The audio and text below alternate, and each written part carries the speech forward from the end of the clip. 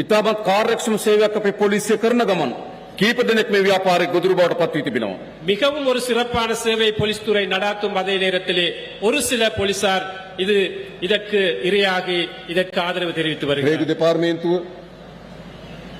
රේගු දෙපාර්තමේන්තුව அதே போன்று சுங்க வரி திணைக்களம், RME එක මෝටර රථ ප්‍රවාහන දෙපාර්තමේන්තුව, எமது வாகன பதிவு செய்யும் திணைக்களம், ඉමිග්‍රේෂන් එක, உள்ளக உள்வரவு வெளியுறவு அமைச்சு, ඒ ඇතුලේ ජීවත් වෙන ඒ ඇතුලේ වැඩ කරන දුර්වල නිලධාරීන් මෙහි ගොදුරු බවට පත් වෙලා තිබෙනවා. இந்த திணைக்களங்களில் பணிபுரியும் மிகவும் எளிமையான மிகவும் சக்தி இல்லாத நபர்களும் இதற்கு இரையாக இருக்கின்றார். ඒ විතරක් නෙවෙයි රාජ්‍ය සේවයේ වැදගත් තැන්වල මේ උවදුරට ගොදුරු වෙච්ච නිලධාරීන් අපි හඳුනාගෙන තිබෙනවා. அது மட்டுமல்ல, இந்த அரச துறையிலேயே சில இடங்களிலும் அரசு அதிகாரிகள் இதற்கு இரையாக இருக்கின்றார்கள், අත්තඩංගුවට අරගෙන තිබෙනවා. கைது செய்திருக்கின்றார்கள். කොහොමද මේ යමින් තිබෙන්නේ? දරුවන් මේ රටේ මෙහි ගොදුරු බවට පත් වෙලා තිබෙනවා නම් රාජ්‍ය සේවය මේ මද්ද්‍රව්‍ය ව්‍යාපාරිකයන්ගේ ගොදුරු බවට පත් වෙමින් තිබෙනවා නම් අපි රටක් හැටියට ගමන් කරමින් තිබෙන කොහාටද කියලා මම තමුන්වහන්සේලාගෙන් දැනගන්න කැමතියි. எமது நாட்டு அரசு துறை, எமது நாட்டு பாதுகாப்பு துறை, எமது பெற்றோர்கள், சில பிள்ளைகள் இதற்கு இரையாக இருந்தால் இந்த நாட்டை நாங்கள் எங்கு கொண்டு போய் சேர வேண்டும்? ඒ නිසා අනිවාර්යෙන් මේ ව්‍යාපාරය පරාජයට පත් කරන්න ඕන.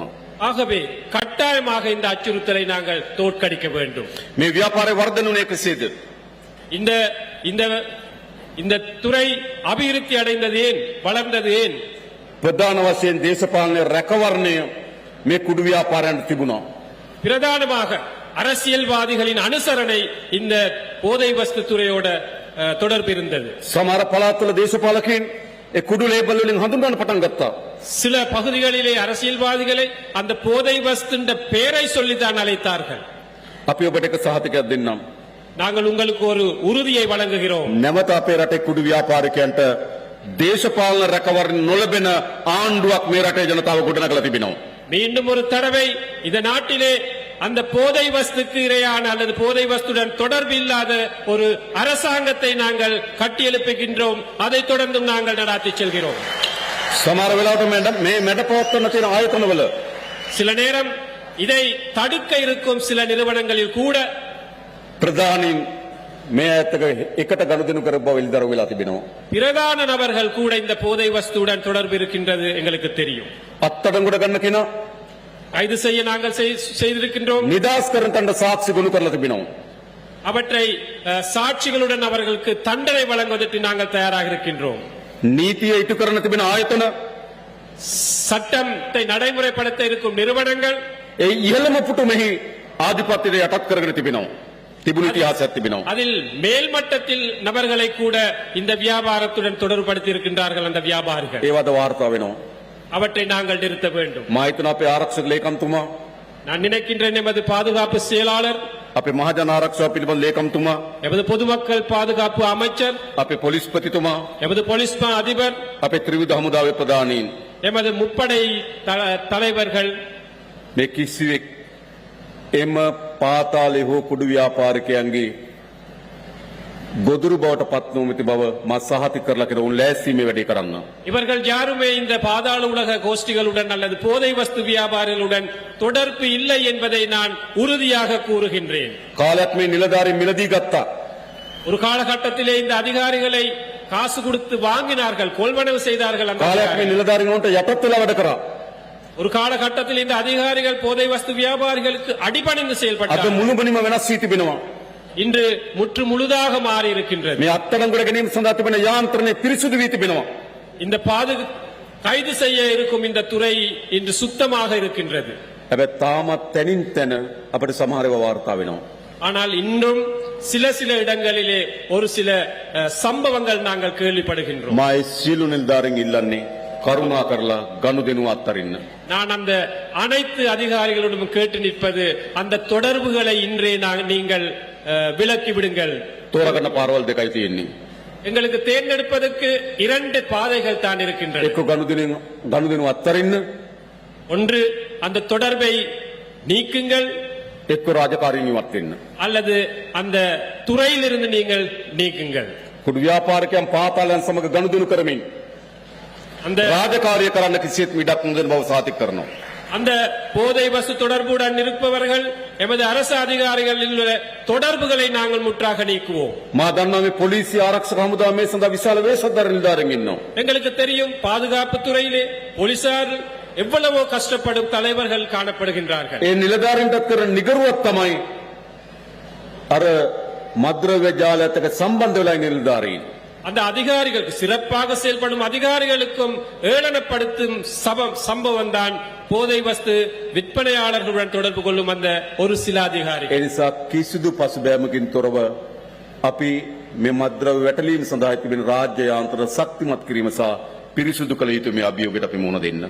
ஆகவே எந்த ஒரு பின்னடைவும் இல்லாமல் இந்த போதை வஸ்து ஒழிப்பு திட்டத்தை நாங்கள் முன்னெடுப்போம், அதை முற்றுமுழுதாக நாங்கள் தடுப்போம் என்று கூறிக்கொள்ள விரும்புகிறோம். කාලයක් අපිට කිව්වා පොලිසිය මහත්තයාට ඔත්තුව දෙන්න බයයි. ඔත්තුව දුන්නට පස්සේ කුඩු ව්‍යාපාරිකයා අතට දුන්නේ කවුද කියලා යනවා.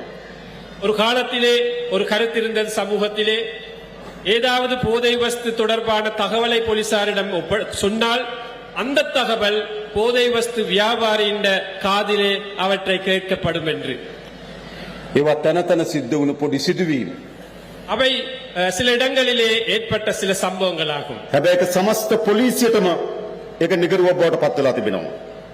ஆகவே ஒட்டுமொத்த போலீசாருக்கும் அது ஒரு கீழ்த்தரமான சம்பவமாக இருந்தது. එනිසා වෙනස් කළ යුතුයි. ஆகவே அதை நாங்கள் நிப்பாட்ட வேண்டும். ඒ විතරක් නෙවෙයි අපේ රටේ පොදු ජනතාව அது மட்டுமல்ல, எமது நாட்டின் பொதுமக்கள் මේ වෙනුවෙන් විශාල වෙනසක් දරිය යුතුයි.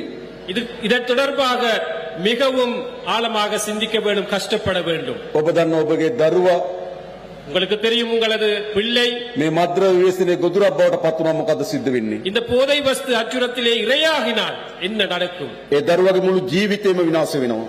அந்த பிள்ளையின் முழு எதிர்காலமுமே இருண்ட ஒரு எதிர்காலம். දෙමෝපියන් මහත් බලාපොරොත්තුගේ දරුවා හැදුවේ.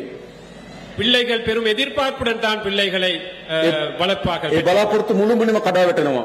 அந்த எதிர்பார்ப்புகள் முற்றாகவே சரிவடையும். ගම ඇතුලේ කුඩු ගෙදරක් කියලා නින්දාවට භාජනය වෙනවා.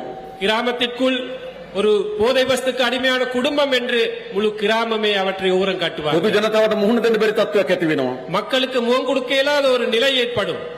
මුළු ගෙදරම මෙහි ගොදුරක් බවට පත් වෙනවා. முழு வீடே அதன் இரையாக மாறும். නින්දාව අපහාස ලැබෙනවා. மிகவும் ஏளனமான இதுகள், வெட்கமான சம்பவங்கள் අපි இடம்பெறும். දක්වන විශාල තරුණයන් ප්‍රමාණයක් මේ ගොදුරු බවට පත් වෙලා තිබෙන බව. எமது நாட்டிலே இளைஞர்கள், கணிசமானவர்கள் இந்த அச்சுறுத்தலுக்கு இரையாக இருக்கின்றனர். ඒ මේ රටේ අම්මා තාත්තගේ දරුවෝ அது இந்த நாட்டு பெற்றோர்களுடைய பிள்ளைகள். හැම අම්මා තාත්තා වගේ මේ දරුවට අපේ අම්මලා තාත්තලා ආදරය කරා. எல்லா பெற்றோர்களையும் போன்று அந்த பிள்ளைக்கு அந்த பெற்றோர்களும் அன்பாக இருந்தார்கள். හැබැයි ඒ දරුවට අනාගතයක් නැති තත්ත්වයකට පත් වෙලා තිබෙනවා. ஆனால் அந்த பிள்ளை இன்று சமூகமே ஓரம் கட்டும் நிலைக்கு ඒ தள்ளப்பட்டிருக்கிறது. නිසා රජයක් හැටියට තියෙන වගකීම මොකද්ද? ஆகவே ஒரு அரசு என்ற அடிப்படையிலே அரசாங்கத்துக்கு இருக்கும் பொறுப்புகள் මේ என்ன? ව්‍යසනයේ පරාජයට පත් කළ යුතුයි. இந்த அச்சுறுத்தலை தோற்கடிக்க வேண்டும். ඒ කිසිසේත්ම ආපසු හරවන ව්‍යායාමයක් නොවන බවට මා ඔබට සහතික කරනවා. இந்த நடவடிக்கையை ஒருபோதும் பின்னால் கொண்டு போக மாட்டோம், இதை முன்னோக்கி கொண்டு செல்வோம் என்று நாங்கள் இந்த நேரத்திலே கூற விரும்புகிறோம். මේ උතුරේ තරුණයන් කාලයක් இந்த வடக்கில் இளைஞர்கள் ஒரு காலம் යුද්ධයක පැටලලා විශාල විනාශයකට ගියා. யுத்தத்தில் சிக்கி மிகவும் பாரிய இன்னல்களுக்கு முகம் கொடுத்தார். දෙමෝපියන් තමන්ගේ දරුවා ගැන සැකයෙන් බියෙන් ජීවත් වෙන්න පටන් ගත්තා. பெற்றோர்கள் தமது பிள்ளைகள் தொடர்பாக மிகவும் வேதனையுடன் கவலையுடன் இருந்தார்கள். ඒ යුද්ධය අවසන් වෙලා කෙටි කාලෙකදී නැවත මේ පළාත් யுத்தம் முடிவடைந்து ஒரு குறுகிய காலத்திலே இந்த பகுதி ක්‍රමානුකූල පියවරෙන් පියවර படிப்படியாக මේ මද්‍රව්‍ය වල ගොදුරු බවට පත් වෙමින් තිබෙනවා. இந்த போதை வஸ்து அச்சுறுத்தலுக்கு இரையாக இருக்கின்றார்கள் அந்த இளைஞர்கள். අපිට ගොඩක් හම්බුනම කියන්නේ මොකද්ද? எங்களுக்கு பெரும்பான்மையான மக்கள் கூறுவது என்ன? අපේ පළාත්වලත් எமது பகுதிகளிலும் දැන් මේ ව්‍යසනය ඇවිල්ලා තිබෙනවා. இந்த අச்சுறுத்தல் பரவி இருக்கின்றது. මොනවාරි කරලා අපිට බේරලා දෙන්න කියලා අපෙන් ඉල්ලනවා. ஏதாவது செய்து இதிலிருந்து மீட்டு தாருங்கள் என்று கேட்கின்றார்கள். ගෙදරක දෙයක් තියාගන්න බෑ. ஒரு ගමක வீட்டில் දෙයක් තියාගන්න බෑ. ஒரு පොදු பொருளை- දේපලක් තියාගන්න බෑ. මේ සියල්ල ஒரு பொருளை මේ මද්‍රව්‍ය வைத்து- ගොදුරු බවට පත් වෙලා තිබෙනවා. ஒரு